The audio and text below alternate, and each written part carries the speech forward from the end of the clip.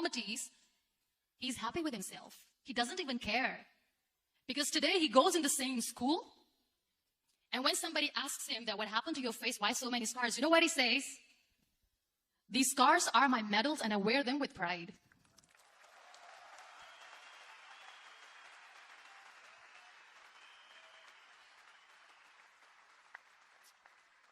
And how beautifully he says, the terrorists wanted me not to study. I am going to study. I will become a doctor one day.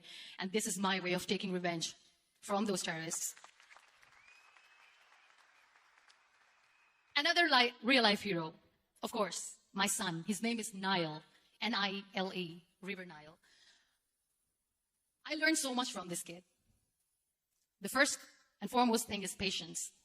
How to be patient when you know that your mother cannot walk. When you know that your mother is different from the other women. When you know that your mother cannot go out and play with you. How to stay calm. He loves football. And when we got the very first football, he was 4 years old. He was super excited. I still remember he came in the room and he said, "Mom, let's play football." And he kept the ball in my feet. And he said, "Let's kick it." And that day I felt disabled. I said, "I cannot kick the ball." And I was down with the same face. He looked at me and he said, "Well, that's all right. Your legs are not working, but your hands do. Let's play catch the ball."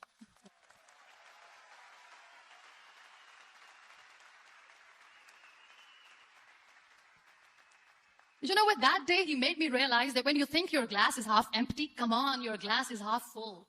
It's all in here and here. Last but not least, the woman who made me realize that heroes have no gender. The woman who believed in me even when I was completely at the verge of despair, where everybody left, she was there. And every time I looked at her, without saying anything, she used to look at me and said, "This too shall pass. God has a bigger plan. And one day you will say that, oh my God, that is why God has chosen me." She never cried in front of me. She has always said that there will be haters, there will be naysayers, there will be disbelievers, and then there will be you proving them wrong. My mother.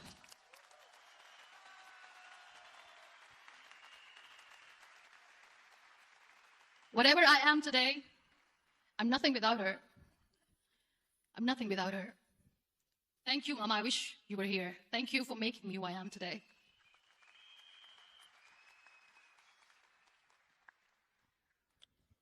You know what? We human beings have a problem. Out of many problems, there is one more, and this is a self-created one.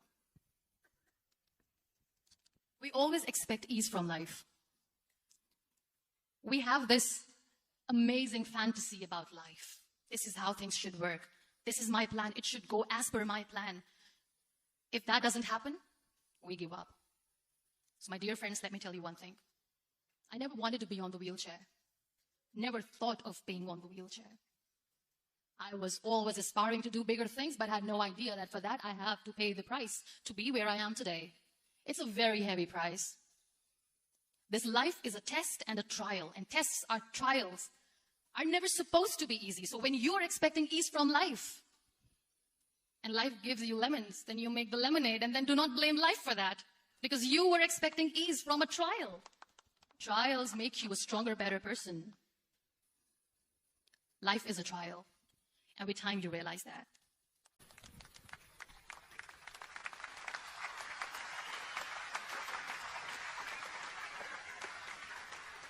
It is okay to be scared. It is okay to cry. Everything is okay, but giving up should not be an option. They always say that failure is not an option. Failure should be an option, because when you fail, you get up, and then you fail, and then you get up, and that keeps you going. That's how humans are strong.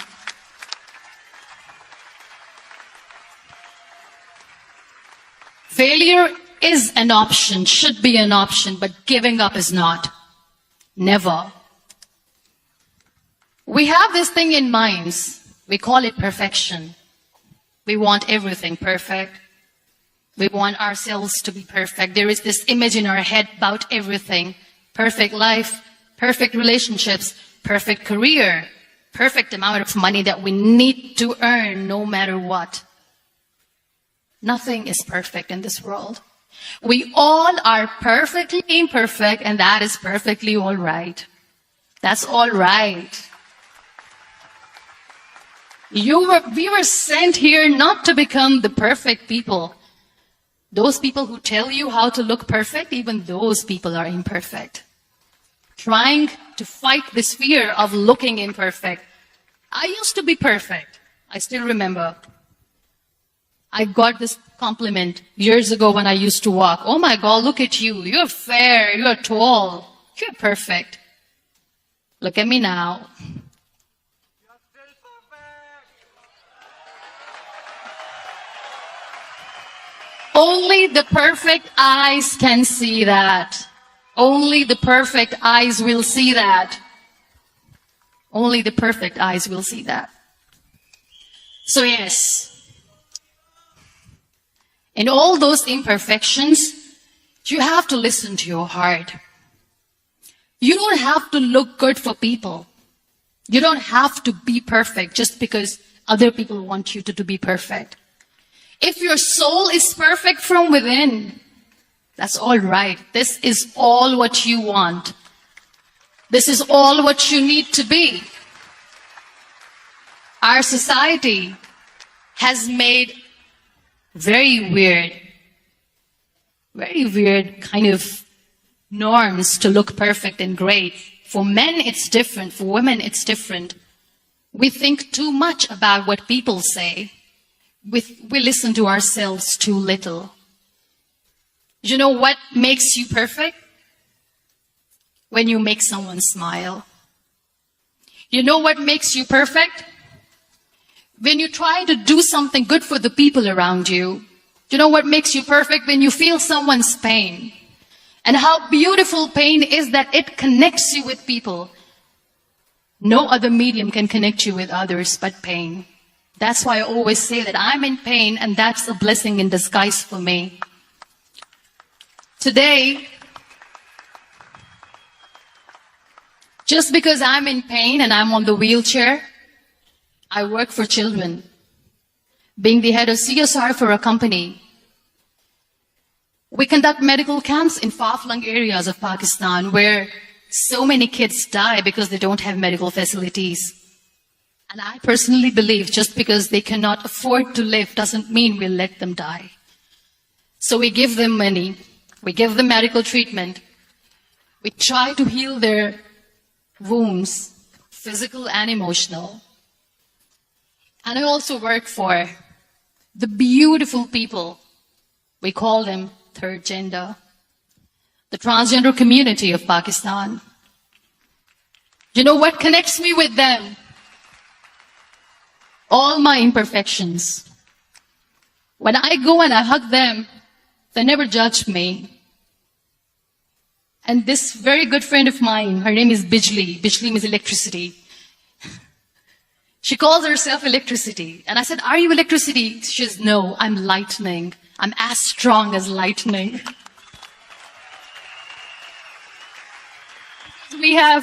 Because we have very bad power outage, so she doesn't want me to call her electricity. So she says, I am very strong. I'm thunder, I'm lightning. She came to me, and the first time I hugged her, she said, you are just like me. And I said, yes, I am like you. Because to people, we are so imperfect. So how beautiful these imperfections are, that because of these imperfections, you can connect with people. Then why are we all running after being perfect? What's the point?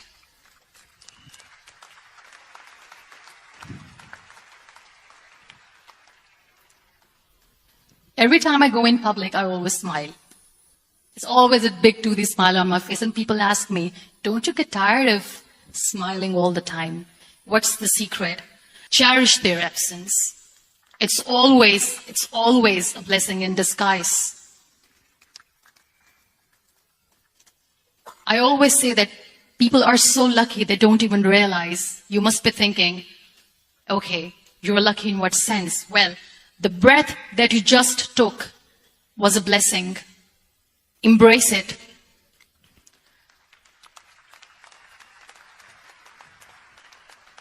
There are so many people in the world who are dreaming to live a life that you are living right now.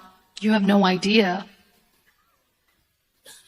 Embrace each and every breath that you are taking. Celebrate your life. Live it. Don't die before your death. We all die.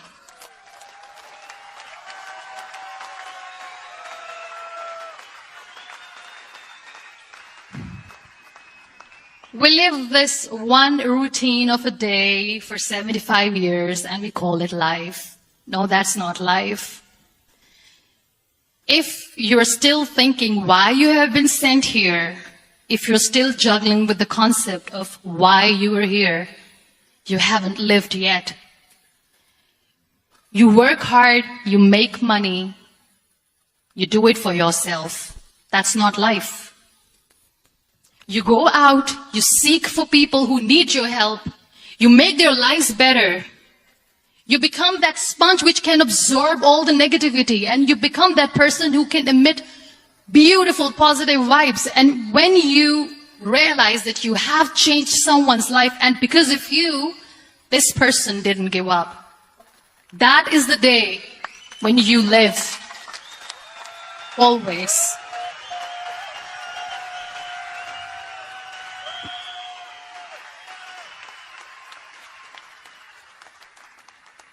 We were talking about gratitude, why I smile all the time. I cry all night when nobody sees me, because I'm a human and I have to keep the balance. And I smile all day because I know that if I will smile, I can make people smile. That keeps me going.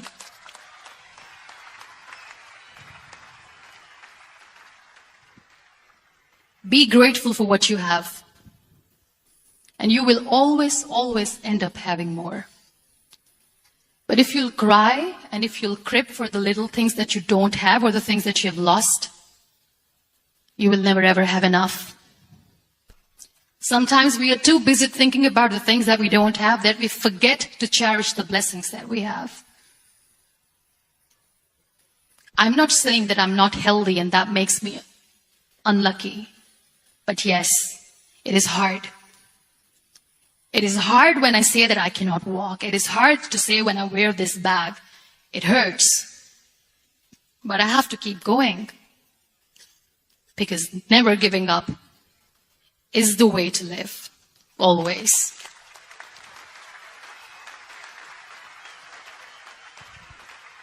So I'll end my talk on a very short note. Live your life fully. Accept yourself the way you are. Be kind to yourself.